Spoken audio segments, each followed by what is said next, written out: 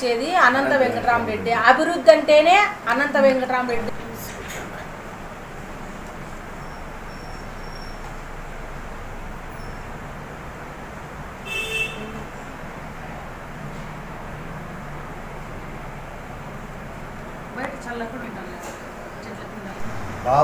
బాబు భవిష్యత్తు గ్యారెంటీ అంటున్నారు.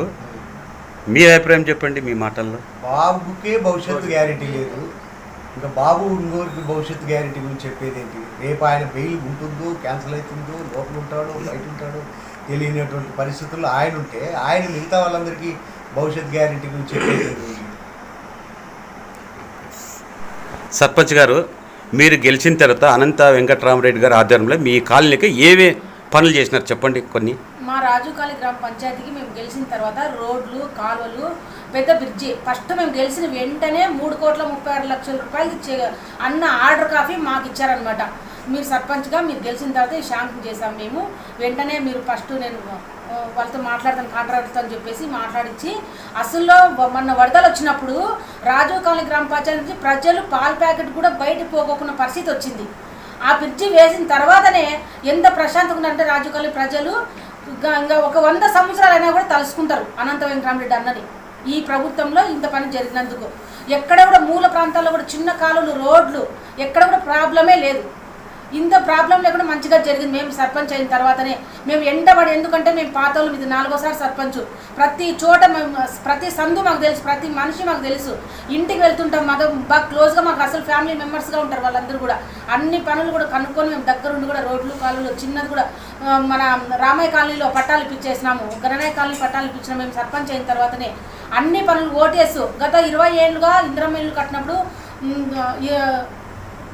ఒక 15 ఏళ్ళుగా రాలేదన్నమాట. ఇందిరమ్మ ఇల్లు కట్టిన తర్వాత ఓటేసి పత్రాలు అవి. ఎందుకంటే అక్కడ బ్యాంకుల దగ్గర అడిగితే వాళ్ళు ఏం చెప్తారు, 20,000 రూపాయలు కట్టాలి, 50,000 రూపాయలు కట్టాలంటారు.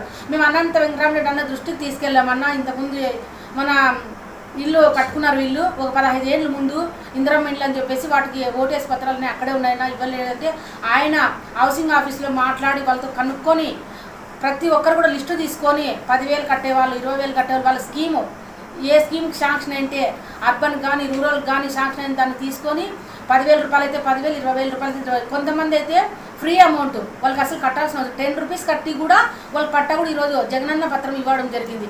వాటన్నిటి కూడా రిజిస్ట్రేషన్ కూడా చేసినాం. రిజిస్ట్రేషన్ చేసి కూడా మేము సర్పంచ్ అయిన తర్వాత ఇన్ని పనులు కూడా ప్రతి ఒక్కరికి జరిపించినాము.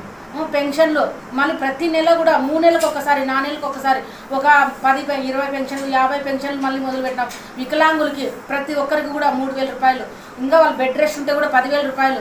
ఇవన్నీ కూడా మేము సర్పంచ్గా మేము అనంత వెంకటరామరెడ్డి అన్నకి దృష్టికి తీసుకెళ్ళి ప్రతి పని కూడా పని లేట్ కాకోకుండా అన్న చొరవతోనే ఇన్ని పనులు కూడా రాజుకాళి గ్రామ పంచాయతీలో జరుగుతున్నాయి. మేము కూడా ప్రతి ఇంటికి పోయినప్పుడు కూడా మహిళలు కూడా చెప్తున్నారు, మా పిల్లలు చదివించుకుంటున్నాం బాగా, మాకు అన్ని పథకాలు కూడా వర్తిస్తున్నాయి. ఇప్పుడు 45 ఏళ్ళు దాటిన మహిళ అంత ఏజ్ వచ్చిన తర్వాత ఏమీ పని బయటికి పోలేదు కాబట్టి మన జగనన్న పెట్టిన పథకంలో అది ఆ చిన్న ఎంత 18,750 రూపాయలు వాటితో చిన్న వ్యాపారం చేసుకోవడానికి కూడా అర్హురాలు అయిందనమాట. లేకపోతే ఆమె ఏ పనికి పోలేదు ఆ పరిస్థితిలో. ఇది అందుకటి ప్రతిదీ కూడా మహిళకే, ఇప్పుడు ఇంటి పట్టా కూడా మహిళకే. ఇవన్నీ కూడా ప్రతిదీ కూడా మా ఎమ్మెల్యే అన్న చొరవతోనే మేము రాజుకాళి గ్రామ పంచాయతీ అయిన తర్వాత సర్పంచ్ అయిన తర్వాతనే కూడా ఇవన్నీ కూడా జరుగుతున్నాయి. చాలా కాలనీతో డెవలప్మెంట్ బాగా జరిగింది. నమస్కారం. రాజుకాళి గ్రామ పంచాయతీలో ఈరోజు తెలుగుదేశం నాయకులు అనేక రకాలుగా ప్రస్తుతం ఉన్న ఎమ్మెల్యే మీద దుష్ప్రచారం చేస్తూ ఉన్నారు. వారికి మేము ఒకటే అడుగుతున్నాం, మీరు గత 5 సంవత్సరాల్లో ఈ తెలుగుదేశం పార్టీ ఎమ్మెల్యేనే అధికారంలో ఉన్నారు. ఏ రోజైనా డంపింగ్ యార్డ్లో ఒక తట్టడు పక్కకెత్తి చూపించారా? పోనీ అంతకు ముందున్న ఎమ్మెల్యేలు కానీ డంపింగ్ యార్డ్ ఏదైనా షిఫ్ట్ చేద్దాము, లేదంటే అక్కడే ఏదైనా మిషనరీ పెట్టి ఏదైనా దాన్ని డెవలప్ చేద్దామన్న ఆలోచన వచ్చిందా? అనంత వెంకటరామరెడ్డి గారు ఎమ్మెల్యే అయిన తర్వాత దాదాపు 75% డంపింగ్ యార్డ్ క్లీన్ చేయించడం జరిగింది. ఉన్న మిగతాది కూడా అది డంపింగ్ యార్డ్ క్లీన్ చేయడం మొదలుపెట్టిన తర్వాత వచ్చిన కొత్త చెత్త దాన్ని కూడా చేయడానికి ఏదైనా అవకాశం ఉంది అంటే అది మరీ ఎమ్మెల్యేగా మన అనంత వెంకటరామరెడ్డి గెలిస్తేనే సాధ్యమవుతుంది తప్ప ఈరోజు దగ్గుపాటి ప్రసాద్ లాంటి డబ్బున్న మనిషి ఎక్కడి నుంచో వచ్చి హఠాత్తుగా డబ్బు తీసుకొని వచ్చి ఊరందరికీ తలకింత పనిచేసి ఎమ్మెల్యే అయిపోయినంత మాత్రాన తర్వాత అది మళ్ళీ ఆయన అభివృద్ధిపైన దృష్టి కేంద్రీకరిస్తారన్న నమ్మకం మాకైతే లేదు. ఖచ్చితంగా ఆయన డబ్బు పెట్టి ఈరోజు అందరినీ కొనుక్కొని అన్ని రకాలుగా చేసిన తర్వాత రేపు డబ్బు సంపాదించుకోవడానికే ప్రాధాన్యత ఇస్తాడు తప్ప ఊరు అభివృద్ధి చేయడానికి ఆయనే ప్రాధాన్యత ఇవ్వడు. ఈరోజు వాస్తవంగా రాజీవ్ కాలనీ అనంత వెంకటరామరెడ్డి గారు ఎమ్మెల్యే అయిన తర్వాత చాలా అభివృద్ధి చెందింది. వాస్తవంగా అంటే మొత్తం ప్రతి సందులో కూడా రోడ్లు, కాలువలు, అన్ని రకాల నిర్మాణాలు జరిగినాయి. అనేక స్కూళ్ళు డెవలప్మెంట్ అయినాయి. తర్వాత ప్రభుత్వ పథకాల ద్వారా చాలామంది అంతా పేదవాళ్ళు ఉండేటువంటి కాలనీ కాబట్టి లబ్ధి పొందినారు. ఇట్లాంటి తర్వాత అనంతపురం నియోజకవర్గంలో కూడా అనవసరమైన రౌడీజాలు, గొడవలు, కొట్లాటలు లేకుండా కంట్రోల్ చేసి చాలా ప్రశాంతంగా అనంతపురం నియోజకవర్గాన్ని అభివృద్ధి చేయడం జరిగింది. అంతకుముందు కనీసం ఎంపీకి ఎమ్మెల్యేకి సరిపోయేది కాదు, మున్సిపాలిటీ మేయర్కి ఎమ్మెల్యేకి సరిపోయేది కాదు. కానీ అలాంటి పరిస్థితులు 5 ఏళ్లలో అనంత వెంకటరామరెడ్డి గారు ఎమ్మెల్యే అయిన తర్వాత ఉన్నాయా? పూర్తిగా మార్పు వచ్చింది. అందరూ ఐకమత్యంగా అభివృద్ధి చేయడం మీదే శ్రద్ధ పెట్టారు తప్ప ఏ రోజు కూడా అనవసరమైన వివాదాలకి ఇట్లాంటి దానికి ఎంకరేజ్ చేయలేదు. మా అలాంటి చిన్న గ్రామాల్లో కూడా అనవసరమైన రాజకీయ కక్షలు లేకుండా ప్రశాంతంగా అన్ని పార్టీల వాళ్ళు కలిసి అభివృద్ధి చేసుకునే విధంగానే ఎంకరేజ్ చేసినారు తప్ప ఆయన ఎక్కడ కూడా అనవసరమైన దానిలోకి పోలేదు. కాబట్టి భవిష్యత్తు కూడా మా రాజీవ్ కాలనీ ప్రజల ఆలోచన చేయాల్సింది ఉంటే ఈరోజు 3 ఏళ్లలోనే ఇంత అభివృద్ధి చేసినాం. ఈరోజు ఎన్నో సంవత్సరాలుగా పెండింగ్లో ఉన్నటువంటి బ్రిడ్జి కట్టించినాం.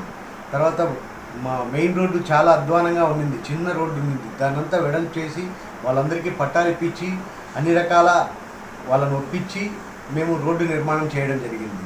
అదేవిధంగా రాజీవ్ కాలనీ గ్రామ పంచాయతీలో గణేనాయక్ కాలనీ దాదాపు 300 మంది జనాలు కాపురం ఉన్నటువంటి వాళ్ళకు అందరికీ పట్టాలు ఇప్పించడం జరిగింది. తర్వాత రామయ్య కాలనీ వాళ్ళు కూడా దాదాపు 200-300 మంది ఉన్న కాలనీకి అక్కడ పట్టాలు ఇప్పించడం జరిగింది. అనేక అభివృద్ధి కార్యక్రమాలు అందరినీ కలుపుకొని చాలా ప్రశాంతంగా చేసిన పెద్ద మనిషి ఆయన గురించి మాట్లాడడానికి దగ్గుపాటి వెంకటేశ్వర ప్రసాద్ లాంటి వాళ్ళకు అర్హత కూడా లేదు. ఎందుకంటే ఆయన రేపు గెలిచినా అభివృద్ధి చేస్తాడన్న నమ్మకం ఈ ప్రాంత ప్రజలకేం లేదు.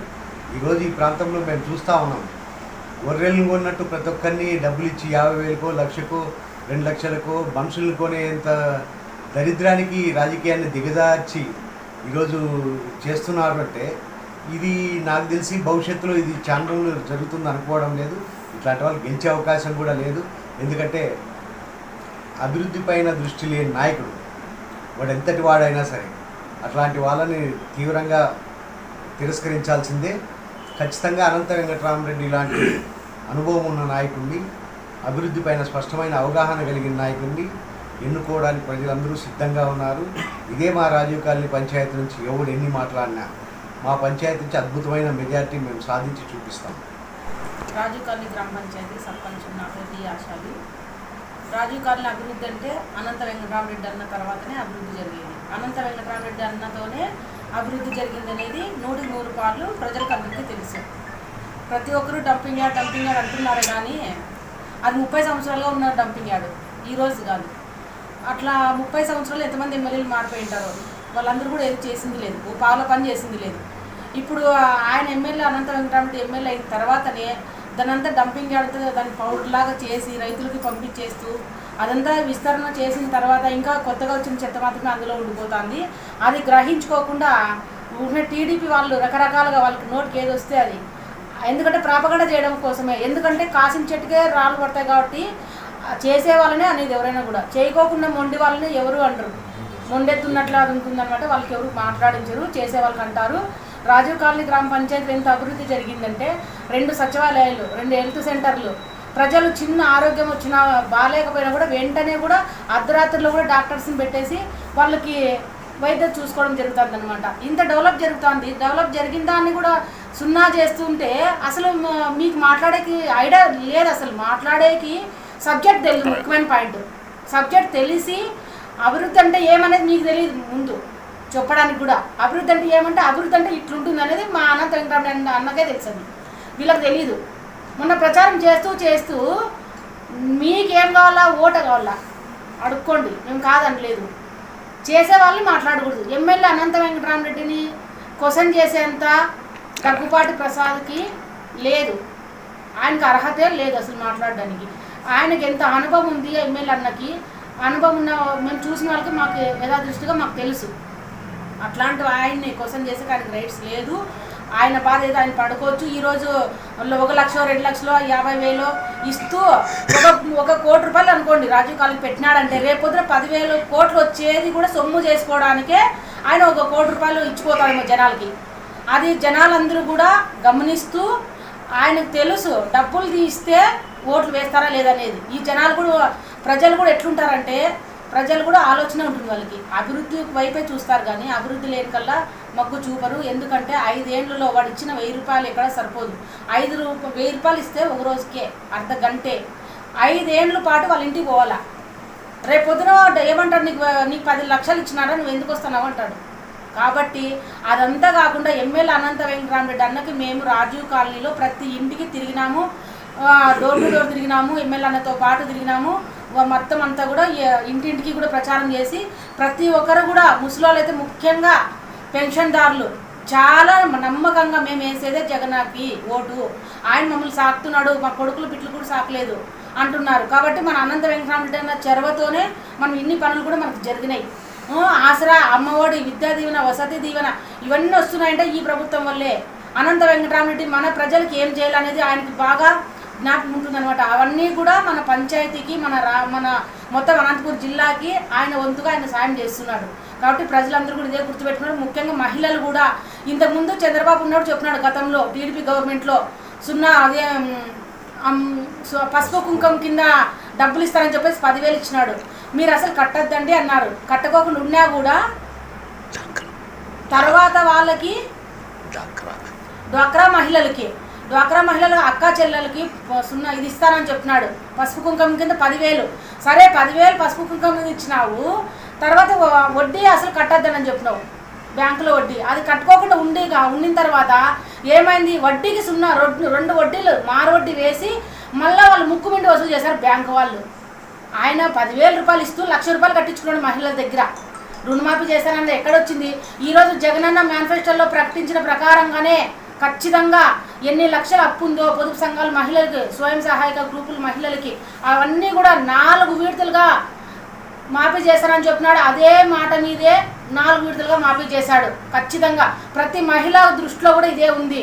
పిల్లలు చదివి లేని పక్షంలో కూడా అమ్మఒడి ద్వారాగా వాళ్ళకి అమ్మఒడి 15,000 వస్తుంది. వాళ్ళకి షూస్, మామూలు షర్ట్లు, రకరకాల వాళ్ళకి అన్ని బ్యాగ్స్ అవన్నీ ఇస్తున్నారు. పిల్లలు భయపడుకోకుండా స్కూల్కి పోతున్నారు. ఇదంతా ఏం జరుగుతుందని ప్రభుత్వమే జరిపిస్తుంది. మంచి ప్రభుత్వం ఎంచుకోవాలని చెప్పేసి ప్రతి చోట మేము వెళ్ళిన చోటంతా ఇదే చెప్తున్నారు ప్రజలు. ప్రభుత్వం అయితే ఖచ్చితంగా జగనన్నకే ఓట్లేస్తారు ప్రజలందరూ కూడా. అనంత వెంకటరామరెడ్డి అన్ని మా రాజీవ్ కాలనీ గ్రామ ప్రజలు కూడా బాగా నమ్మినారు. మంచిగా ఆయన కూడా మెజారిటీ తెప్పిస్తూ లక్షణంగా ఆయనకే ఓట్లు వేస్తారని చెప్పేసి మీడియా మిత్రులకి నేను విజ్ఞప్తి చేసుకుంటున్నాను.